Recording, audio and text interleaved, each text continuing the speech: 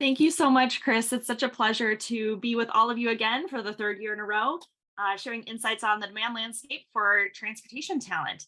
And as you mentioned, Chris, this year we'll also be speaking to the talent supply, and we've performed a talent gap analysis as well. So we'll be reserving at least half of our time today to be able to hear from all of you about some of the paths that we can take forward to addressing some of those shortages. So it'll be a little different than what you've maybe experienced in past years if you've joined us for that. So very exciting.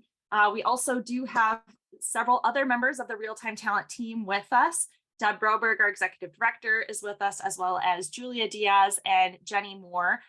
We will all be active with you in the breakout sessions later today as well. So you'll hopefully have a chance to meet a couple other folks from the real-time talent team.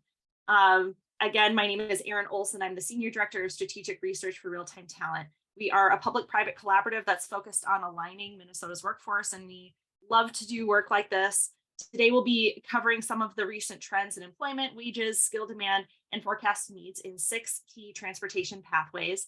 I encourage you, if you have questions at all throughout today's presentation, please feel free to add those to the chat. And we'll do our best to address those questions throughout the presentation. If not by myself live, hopefully Julia will be able to jump in or another member of our real-time talent team to answer those specific questions. We'll also have some time kind of for more informal Q&A in those workshop groups at the end. So rest assured that we'll be able to unpack any topics that are pressing your minds today. So today's presentation has an accompanying report for each of the 6 pathways, which includes about 20 pages of data and insights for each of those pathways, talent supply and demand profiles here in Minnesota. So you'll find even more information than what we have time to present today on what industries employ transportation talent, some of the talent demographic information, both demographics of who's employed in these pathways, as well as the demographics of talent that are being trained in our educational programs across the state. There's also more information on the tools, tech, certifications that are in highest demand for these positions in each pathway. So I encourage you to really dig into those reports and take a look. They're posted on the Transportation Center of Excellence's website already. So to kind of kick things off at the high level, Minnesota saw a strong job market throughout 2022 and elevated recruitment among employers across most sectors. As the available talent pool was exhausted, unemployment rates have dropped dramatically across critical roles, and in many scenarios, demand has far outpaced talent supply. Overall, employment in Minnesota has grown by nearly 118,000 workers. It's grown by about 4% between the second quarter of 2021 and the data that's reflected in these reports, which is the third quarter of 2022. And our 5-year forecast has recovered pretty significantly from what we looked at about a year ago. And we're seeing about 0.3% average annual growth forecasted through the next 5 years. During this time frame, we're looking at for all transportation occupations, very similar look for the overall forecasted annual growth. And so what all this really means at a high level, when you're kind of taking in this chart here, everything from the current employment, our unemployment rates, and those forecasts, Minnesota employers are likely to have unmet talent needs due to a tight available labor market unless we see new talent relocating to Minnesota and some maybe reversing of pandemic trends that we've seen in labor force exits. So here you can see each of the 6 transportation and career pathways, high-level statistics. Again, we're going to be digging into each and every one of these in more detail as we move forward. So we'll kick things off with the automotive technology pathway first. When we take a look at this pathway, we see that there may very well be shortages of talent across a large share of occupations in this sector unless we see more talent choosing to enter into this pathway. Our pathways forecast is actually soured since what we saw in late 2020, but what we're looking at has remained relatively consistent with our estimates last year for 2021. And we're anticipating about a decline of 0.3% on average annually over the next 5 years. And so, as you can see, we had an initially quite strong recovery in employment numbers in automotive technology, but now we've seen that really flatten out and we're anticipating that decline. We've seen also, you can see kind of a couple of the key takeaways from the report that are unpacked on the right-hand side here. About 1 in 4 auto technology talent are employed in automotive repair and maintenance industry careers.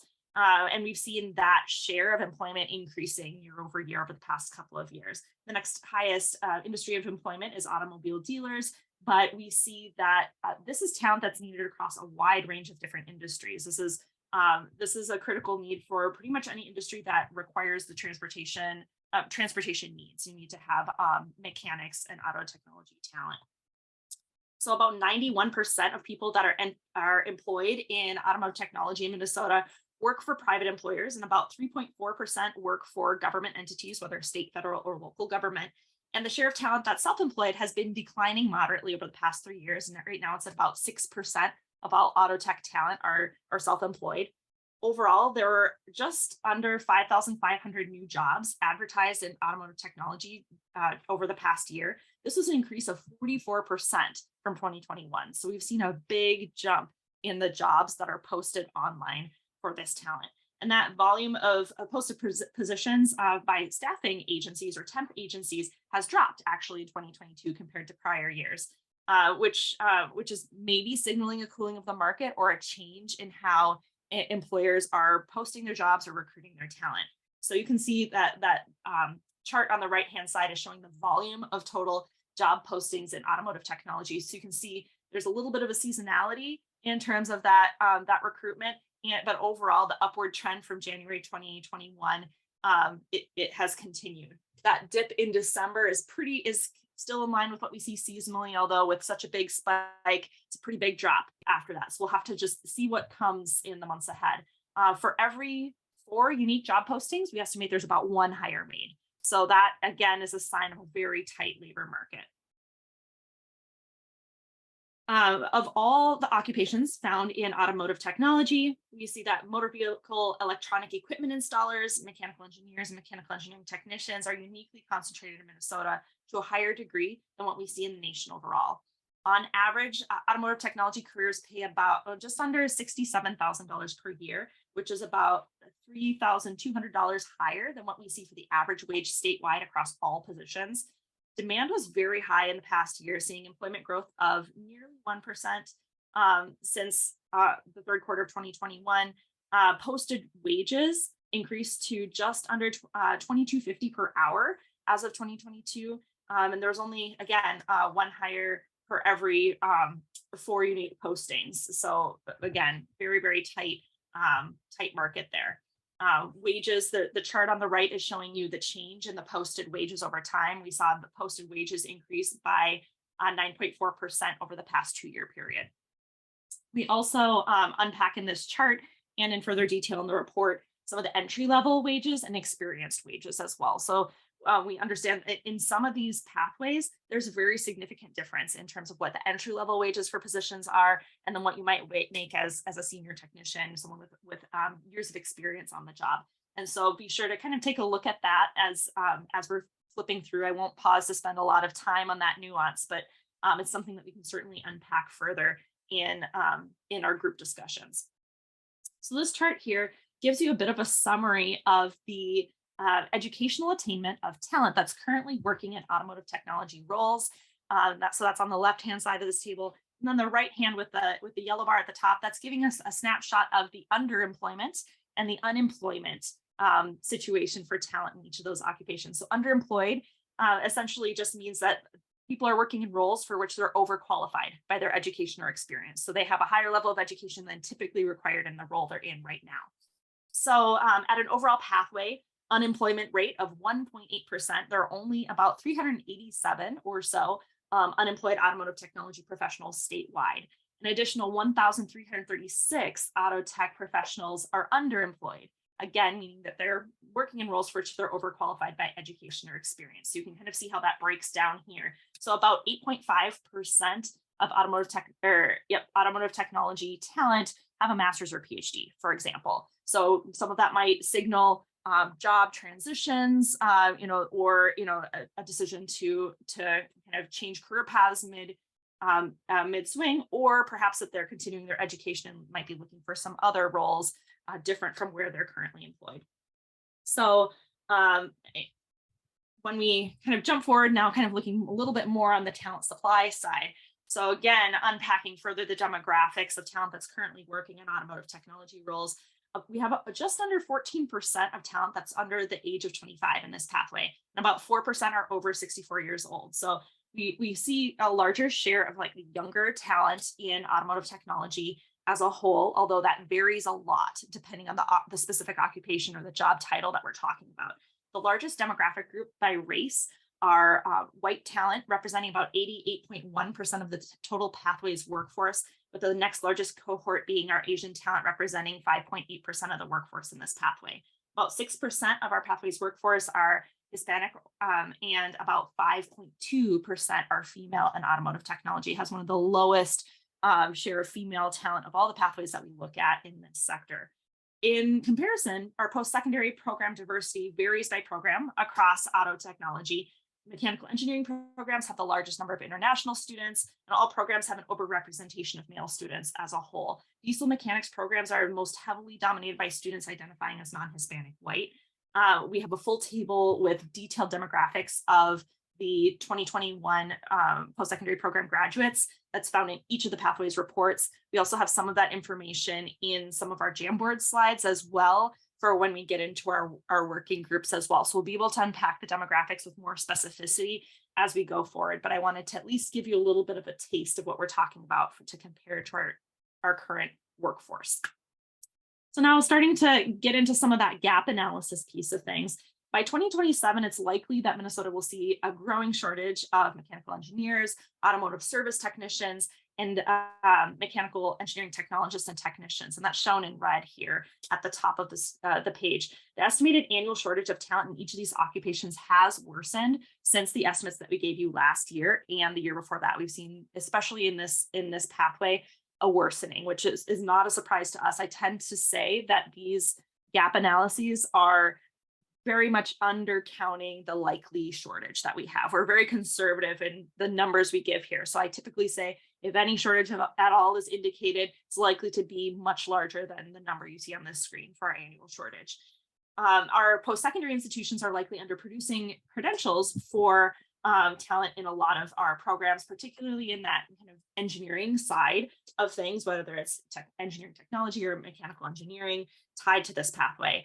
And so, of course, there are these programs also map into other fields, not only automotive technology, but there are critical roles that are tied to auto technology that need to be recognized in this award gap space. So we'll be able to kind of break that apart and start looking program by program or school by school in our workshop sessions. A number of specialized skills, as you see on the right-hand side of the screen, are more frequently in job postings than what we observe in candidate profiles that are found online, or vice versa. Some are mentioned more frequently in candidate profiles than what are mentioned in job postings. So when we take a look at the screen on the right, you can see in the green bars, those are increases in prevalence of skills being mentioned in job postings by the end of the year compared to the beginning of the year. And then on the right-hand side, we're seeing skills that are in decline that are mentioned less frequently in job postings. So holding that valid driver's license, having experience in automotive services, tire balancing, brakes, having some of those critical core skills of teamwork and customer service, those are on the rise. We're starting to see kind of equipment repair, resourcefulness, kind of SolidWorks. Some of those things are declining in presence in online job postings for this sector. There were, from a post-secondary side, kind of as a little snapshot on the bottom, we had about 1,400 awards conferred at 26 different Minnesota post-secondary institutions in programs that are aligned to automotive technology as of the 2021 kind of graduating class. Among these, 355 were at the associate level and 234 were certificates that could be earned in less than 2 years. The average school had about 54 completions, but there's a big range from 5 to 285. So, but all of the programs were delivered in person, no remote roles or no remote programs that are tied to automotive technology, which makes good sense. Just over half, about 55.6% of awards were conferred by public 2-year institutions.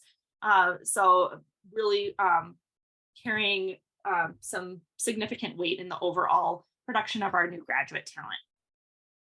So kind of moving forward to close out what we have to say about automotive technology, we have a variety of strategies that might improve the outlook for our talent needed in this pathway. Most occupations have a low talent diversity by race and by gender. Most also have higher than average share of their workforce that's over 45 years of age. In fact, for some of these roles that are tied to this pathway, we actually have a close to 100%, if not 100% of talent. I believe electrical and electronics installers and repairers in particular, 100% of that talent is between the ages of 55 and 64. So a pretty significant share of talent that is likely to retire quite soon, and some needs to really be thinking about the sustainability of the talent pipeline for those roles.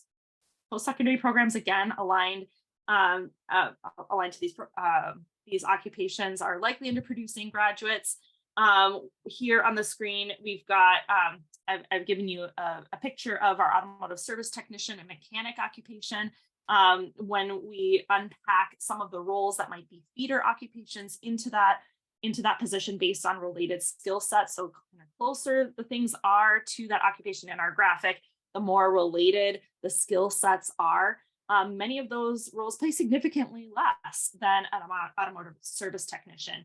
And so with a bit more training, perhaps a certificate or that 2-year degree, a little bit more experience, these might be places to start attracting talent into the automotive service mechanic type roles. So there's quite a bit more we could say about that career pathway. There's lots of interesting things going on at auto tech, but I'd like to kind of jump us forward into the aviation pathway. So this year, this also includes needs in drone technology as well. So professionals in this field work in diverse roles from piloting, air traffic controlling, aircraft maintenance technicians, as well as designing, servicing, or piloting drones. In all, about 9,162 people work in roles tied to this pathway here in Minnesota, and that's about a 7.5% increase from 1 year prior. So a pretty significant percent increase in overall employment. And when we kind of look at the forecast overall, we're anticipating moderate growth in employment, about 0.2% on average annually. And our total baseline demand for our aviation drone technology talent is estimated to be about 4,615 professionals that will be needed to fill positions due to job exits and transfers, as well as retirements and job changes. So you can see on those takeaways on the side, about half of all positions that are held today will need to be filled by new talent over the next 5 years in this space. So pretty significant replacement demand needs here. Aviation and drone technology talent is primarily concentrated in the scheduled air transportation industry. So about 40% of talent is in that truly aviation industry. But again, this is of growing importance to more different industries when we think about, sorry. All right. Can folks hear me okay? Okay, thank you. I got a notice that Zoom quit unexpectedly, so I'm glad that it was just a momentary blip. Hopefully you were able to hear what I just said, but this is a growing need to a number of different industries. You're starting to see some more emerging needs for aviation and drone technology talent across industries that hadn't employed this type of talent in the past. So here on this slide, I've given you just a little bit of a snapshot of the occupations that comprise the aviation and drone technology field, with that 1 year history of employment and that 1 year forecast. You can see there just how much growth we've seen just in one year. On the right hand side, you can see a snapshot of what's happening in job postings, which is kind of incredible when you remember that we saw that December dip in our auto tech side. Here we saw exactly the opposite when it came to aviation and drones. So just a huge boom in hiring at the very close of 2022, which has continued into the first months of 2023. Let's see, just jump us forward a little bit in my notes here so I can speak to some of this a little bit overall, we saw about 1,412 new jobs advertised in these aviation careers during this time frame. That was an increase of 135% from 2021. So a really big bounce back in terms of hiring activity. And the largest number of job postings over the past 2 years, again, were advertised in December 2022. And we saw that the volume of positions advertised by staffing and temp agencies in this pathway grew at a slightly lower rate than what we saw for direct employers. Posted wages overall have been increasing as well. We're looking at an average of, there wasn't space on the slide here, so for that, but it was about $19.66 per hour for posted positions on average in 2022, but there's a huge range. I mean, this is one of those sectors where you just see a dramatic range in the posted wages, and the entry level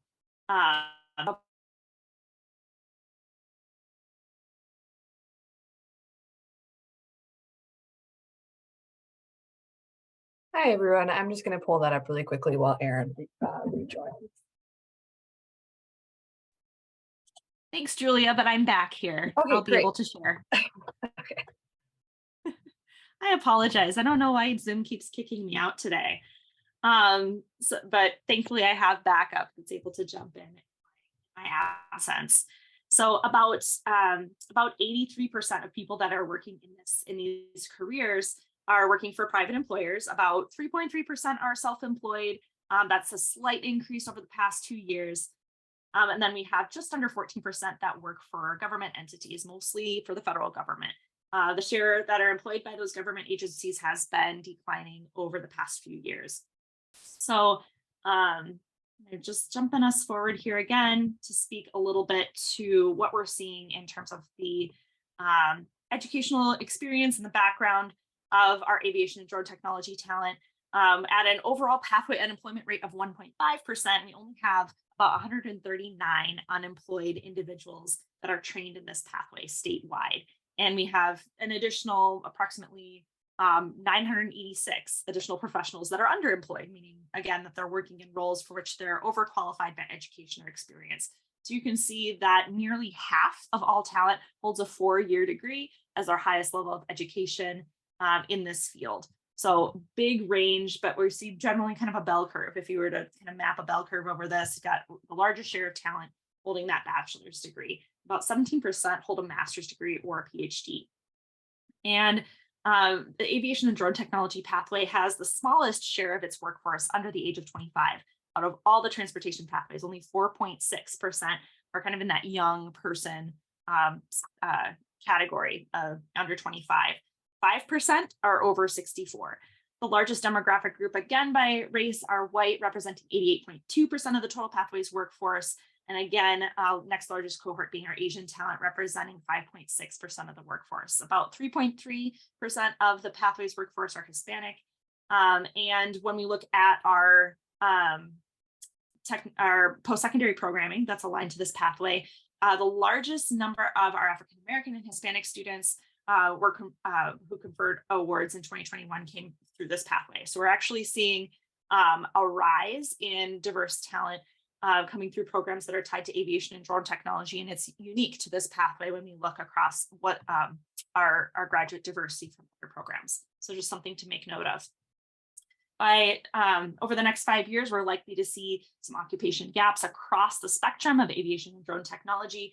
Aircraft mechanics and airline pilots are the two that kind of rank at the top of overall shortages.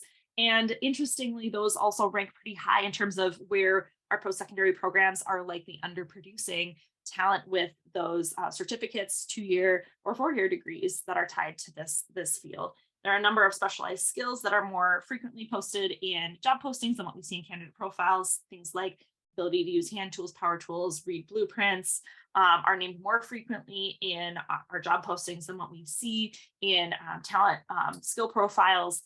And on the right-hand side, you can see a sampling of some of those trending skills that we're seeing some rising demand for, some of those same types of things that I was just listing off. When it comes to post-secondary programs, there are about 771 awards conferred tied to this pathway at 29 different post-secondary institutions statewide in 2021. Among these, 300 were at the associate level and 140, or yeah, 142 were certificates that could be earned in less than 2 years. And an average school had about 27 completions, but again, big range from 1 to 90. So we saw the whole spectrum in the size of programs in aviation and drone. 4 institutions are offering programs remotely, with about 44 awards obtained remotely in 2021. So there's more detail on that in the report of what those programs were and where they were. Programs mapping to this career pathway are very diverse, and several also align to other occupations outside of the pathway, namely in STEM and manufacturing clusters. So about half of all awards were conferred by public 2-year institutions. Hennepin Technical College and Minneapolis Community and Technical College together comprised about 23% of our 2021 awards conferred. So pretty significant share are kind of local to the Hennepin County area. So wrapping up aviation and drone technology, I just wanted to give you a little bit of a picture for that aircraft mechanics and service technicians. Some of those aligned kind of origin occupations might be where students could be sourced from, or talent might be able to be sourced from with related skill sets. So again, there's a jump that's needed in terms of the education and training needed to enter into an aircraft mechanic role. But as we start thinking about strategies where talent might be drawn from that would have related skills, knowledge, or abilities to the occupations in need, these are some ways that we can start to problem solve. Leading into our third of the 6 pathways, let's talk a little about collision repair. So these roles we have about 6,757 people that are currently employed in collision repair roles in Minnesota. That's been a slight decline from 2021. Our employment is also anticipated to decline as we look forward the next 5 years. It's going to be about a 0.1% annual average decline through 2027. Total baseline demand for collision repair talent is anticipated to be around 3,236 professionals needed to fill positions due to job exits and transfers like retirements or job changes. So as you can see on the screen here, that's about 48% of positions currently held will need to be replaced by new talent in the next 5 years. So some pretty significant needs. Here we're looking at an unemployment rate of about 2.6%, which is about 177 people overall.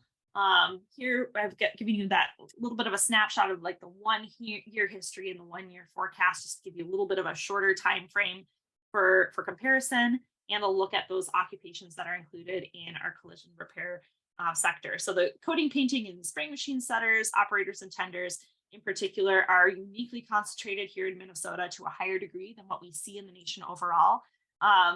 We have kind of the largest share of our talent in this pathway is concentrated in the automotive repair and maintenance industry. It's almost half, like I think 45% or so are working in the automotive repair industry. And the concentration of talent in that space has been increasing year over year. On the right-hand side, you can see kind of what's been happening in terms of the job postings indicating demand. Got a little bit of fluctuation here with about 1,000 unique job postings over the past year. It's gone down by about 21% from 2021. And we're seeing about 1 hire being made off of every 2 jobs that are posted for talent. About 93% of people employed in collision repair careers work for private employers. And that's pretty much in line with what we're seeing with job posting needs, and the mix between private employers and government jobs. It's about 6% are self-employed, and we only have about 1% that are working for government. So that stacks up with what we see in online job posting demands as well. Of the occupations found in collision repair, we see again here kind of the mix of the different wages. The lowest entry-level wages are among the coating, painting, and spraying machine setters and tenders. However, on kind of the overall average, it's actually the automotive glass installer side that has the lowest average wages as a whole. Across the whole pathway, we're seeing the median advertised salary and job postings at just under $22.50 per hour. And that's been increasing pretty significantly over the past 2 years. You can see that trend line on on the very bottom of the page. That type of like dramatic increase in posted salary is another indicator of a tight talent pool and difficulty filling roles. We see employers often responding with adjusting their wages up in their postings. At an overall pathway unemployment rate of, again, 2.6%, we only have about 177 unemployed collision repair professionals statewide. So that is in and of itself a challenging number of individuals to try to attract into roles. Here on the chart, you can see kind of how the educational attainment shakes out among collision repair talent. About half hold a high school diploma as their highest degree. Another 13% or so hold less than a high school diploma. So this is a much more entry level kind of in terms of educational attainment talent pool in comparison to kind of its partner pathway, which is automotive technology, which we spoke about earlier. From a demographic perspective, about 10% of our collision repair workforce is under the age of 25, and about 3.5% are over 64. We have about 88.1% that identify as white, and the next largest cohort is Black talent and multiracial talent, each representing about 3.5% of the workforce. 8.5% of talent in collision repair are Hispanic. So this is one of the largest representations of Hispanic talent across all of the transportation pathways, and about 6.3% are female. So again, higher than what we talked about when we were talking automotive technology. There's only one post-secondary program directly aligned to collision repair from kind of a post-secondary perspective. There's an overrepresentation of male students, and there are no international students in that particular program when we unpack the demographics of the data. About 42% of program graduates, however, are BIPOC. So it has a very high share of diverse talent that are American Indian, Asian, Black and African American, or identify with two or more races, or are Hispanic by ethnicity. When we take a look at our gap analysis, there are several occupations across the collision repair pathway that have likely talent shortages, and those are shown on the right here. And we've seen these annual shortages worsen since 2021. Trending skills are shown on the right-hand side. And again, the details on that pathway or on that program that's offered at several public two-year institutions and private not-for-profit institutions kind of shown below here. We had a total of about 161 awards conferred at 10 different post-secondary institutions in that program aligned to collision repair careers. Among these, 133 were certificates that could be earned in less than 2 years, and another 27 were at the associate's level. So there's more detail on that if you'd like to unpack kind of where those programs were, the number of awards conferred. That's all in the report.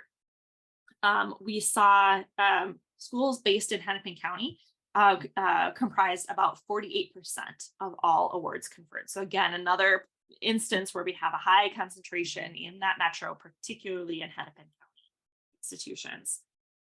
So again, in the collision repair pathway, we see that many of the occupations have a lower talent diversity by race and gender. However, this is one of the more diverse pathways among what we see in the transportation space. When we're considering occupations that have significant skill and experience overlap with the occupations of highest need in the pathway, the majority have lower unemployment numbers or are other careers in the transportation sector that share high demand. So the graphic here offers several careers related to the automotive body and related repairers occupation, which is one of the occupations of highest need in this pathway. On the right-hand side, you can see some of the occupations that have lateral advancement opportunities. So in terms of the skill set, they kind of sit laterally, but you can see that the salary difference, it would mean a wage uplift to enter into the automotive body space. So the individual would actually be making more, even though it feels as if it's a lateral career. So just to kind of jump us forward, I know we're just glancing at the time. In about 10 minutes or so, I'd like to transition us into our time of working through some solutions and starting to think about priorities for action. So we've got a couple more pathways to dig through, but I might be going through them at a little bit quicker clip. So if you have questions or things you'd like me to slow down on, please be sure to raise them in the chat so I can speak to those points. When it comes to diesel equipment and truck sector, we have about 12,500 people that currently work in roles in this pathway. We're anticipating moderate growth over the next few years. Of 0.3% average annual growth is what we're looking at for diesel equipment and truck. And again, about 49% of positions that are held today will be need to fill with new talent over the next 5 years. That's in addition to that overall demand. We see talent in this pathway is particularly concentrated in the machinery equipment and supplies wholesaling industry, decreasing in concentration just slightly from what we saw over the past 2 years. Digging into the specific occupations that are employed in this sector, got a bit of a range here. You can see in the table on the left, the specific occupations and their individual unemployment rates and wages and the concentration. So we've got a slightly higher concentration of, say, rail car repairers and bus and truck mechanics than what we might typically see in a community of our mix. But it's really the farm equipment mechanics and service technicians that stands out here. We have almost double the typical concentration of these roles here in Minnesota than what we see on the national scale for a community with our mix of industry and occupations. So on the right hand side, we've got a picture of what's happening with job postings. You can see we had a really large spike in June 2022 in terms of overall hiring for diesel equipment and truck talent.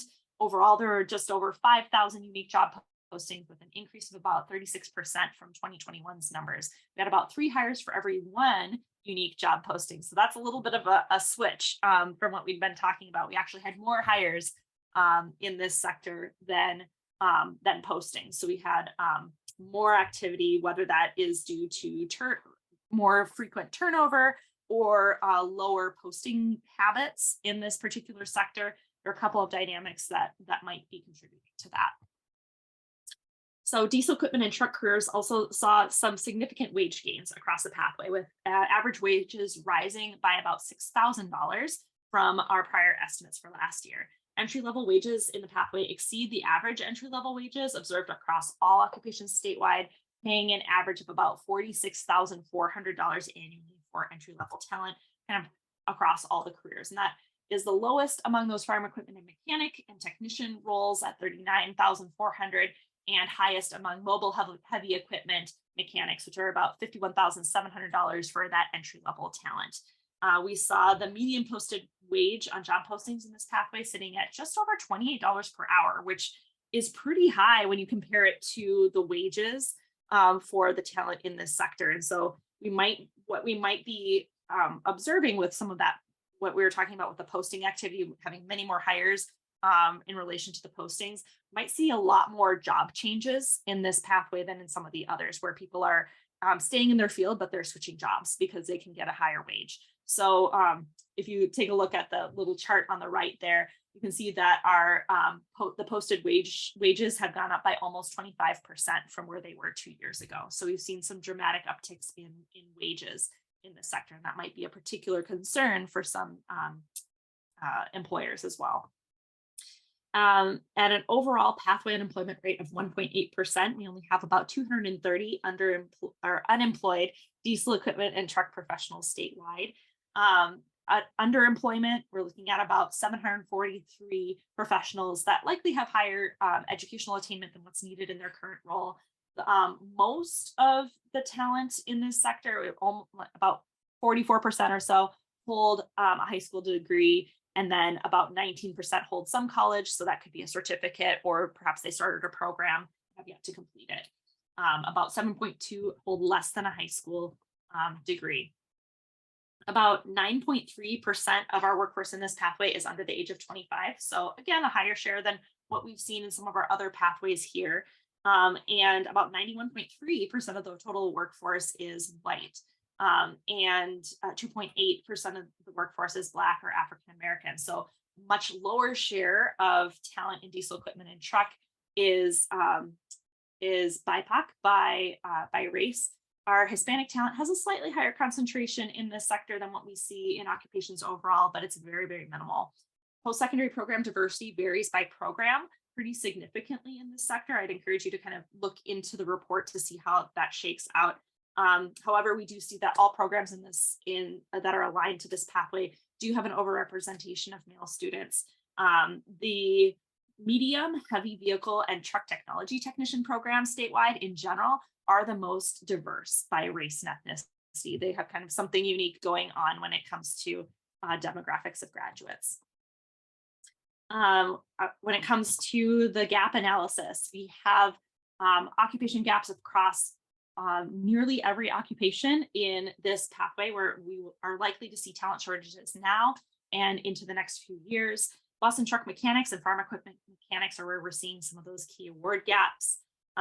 When it comes to post-secondary programming, all but 5 completions were at public 2-year institutions. So there's a really important role that our public 2-year institutions are playing for the diesel equipment and truck talent pipeline here. In the report, we further unpack the farm equipment mechanics occupation because it's so uniquely concentrated in Minnesota, because it has such significant needs and we have shortages and award gaps. We really unpack further talent opportunities for that position. So it's a challenging one when we start to look at talent attraction and drawing talent into those roles, but so necessary. So our marine and power sports pathway has some of the most dramatic replacement demand needs. About 63.5% of positions held today will need to be filled by new talent within the next 5 years. We have about 4,800 people that are working in these roles right now. And that was a 4.2% increase from 1 year ago. We have a broad range of different industries that employ this talent. And we're seeing, mostly employment is anticipated to remain relatively flat, about 0.2% average annual growth over the next few years. We had about 650 unique job postings in Minnesota in 2022. That was up by about 25% from a year ago. We had about 6 hires for every 1 unique job posting. So again, much like what we just talked about in the diesel equipment pathway, more hires happening off of each posting. This is actually a sector where we see very low volumes of overall postings in relation to the need. There's much more hiring happening more by word of mouth and just by knowing that there's an opportunity or creating those roles. So lower volumes overall in posting activity. However, we do see that the median advertised salary for positions in the marine and power sports space is about $20 per hour. You can see the range of wages of those that are currently working in these roles. For the most part, is a bit lower than that. Our posted wages are higher than what is typical for people that are currently employed in this pathway. Entry level wages are just under $35,000 per year. Average wages as a whole set at about $46,200. When we start to unpack the educational attainment of talent in this field, a bit of a range really in this space. The most talent, or the largest share of talent, I guess I should say, holds a high school diploma or some college. So about with those two categories kind of combined, it's just over 50%, almost 60% there. Kind of fall into that category. Our unemployment rate's about 4.2%, so the highest of the different transportation pathways that we have. But really, that only means about 205-ish folks who are trained in this space and are currently unemployed. About 2 in 5, again, professionals hold a high school diploma. About another 7% don't even hold a high school diploma. Talent in this career field is relatively young overall. About 16.3% of marine and power sports workforce is under the age of 25. And about 4.6 are on the other spectrum, over 64 years old. And we have about 6.2% of this workforce are Black or African American, and just over 5% are Hispanic. Nearly 9% are female. So this is one of the pathways where we have a bit more representation of female talent. However, it's still dramatically lower than what we see in occupations overall. Post-secondary program diversity varies again by program.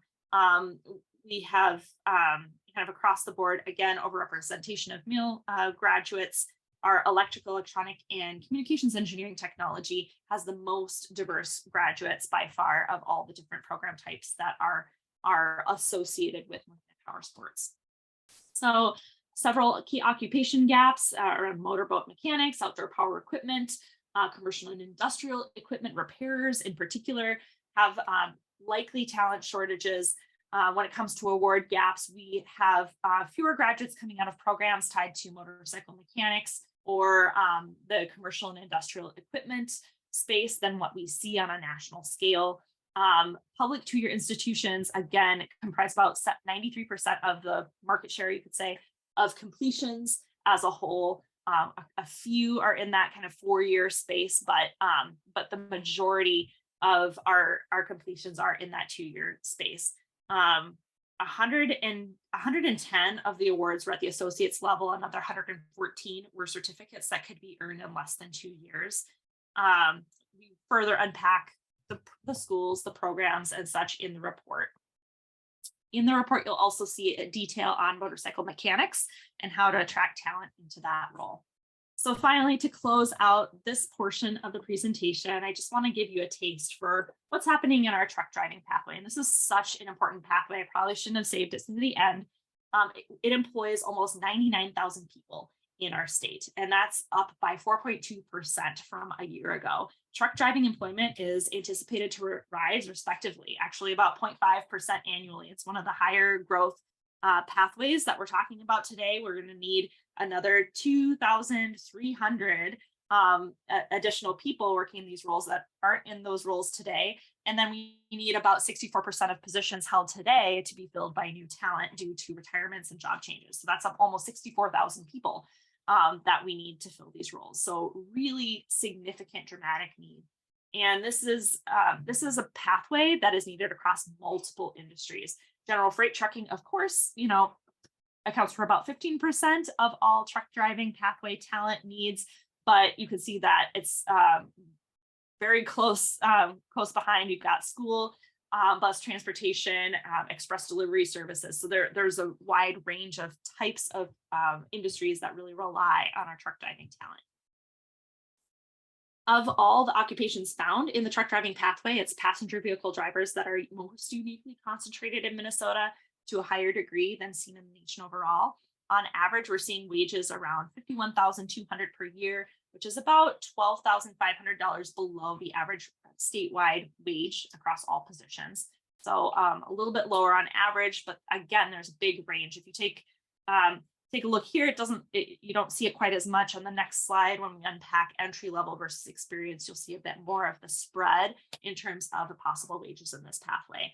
Overall, unemployment is about 2.6% across all truck driving careers, with passenger vehicle drivers having the highest unemployment rate at 5.2%, and our tank car, truck, and ship loaders having the lowest at 1.5%.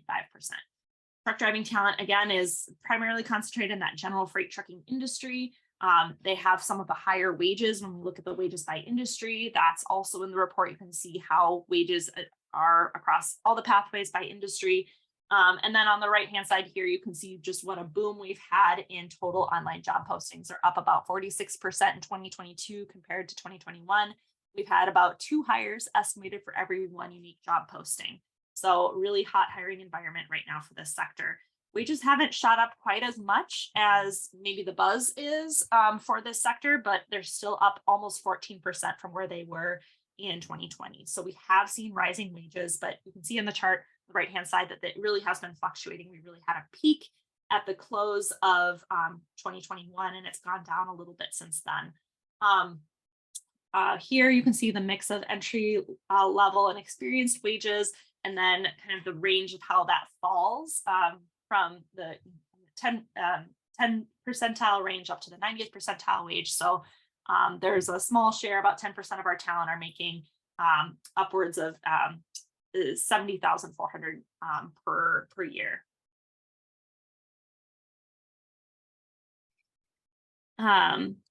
So taking a look at the educational attainment of our talent in the truck driving sector, we've got about 43% that have a high school diploma as their highest degree, and about 21% that have some college experience, a certificate in most cases there.